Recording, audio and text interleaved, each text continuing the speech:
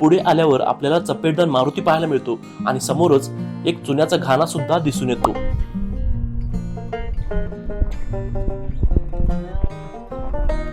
लावा ताकद.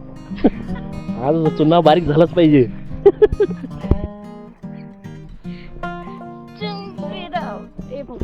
हर हर महादेव. चुना बारीक करण्यासाठी आपल्याला एक व्यक्ती मिळालेलं.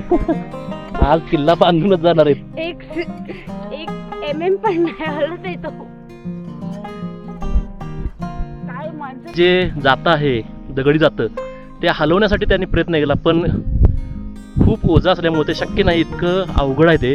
तर या चुन्याच्या घाण्यामध्ये त्या काळात चुना बारीक केला जायचा. त्याच्यामध्ये बऱ्याचशा गोष्टी चुन्यामध्ये मिसळल्या जायच्या. आणि या कोणत्या गोष्टी होत्या तर आपण शिवनेरीवरती याच्यावरती डिटेल माहिती सांगलेली आहे. म्हणजे त्याच्यामध्ये डाळीचं पीठ असेल, मेथी असेल, शिसं, गूळ अशा बऱ्याचशा गोष्टी त्यामध्ये टाकून हे मिश्रण बनवलं जायचं.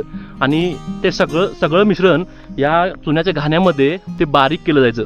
तर ते चाक जे आहे इथं आपण मध्ये बघतोय, हे चाक त्याच्यावरती फिरवलं जायचं आणि ते सगळं मिश्रण एकजीव करून किल्ला बांधणीसाठी त्याचा उपयोग केला जायचा. तर बऱ्यापैकी चांगल्या अवस्थेमध्ये हा चुन्याचा घाणा इकडे आपण पाहू शकतोय.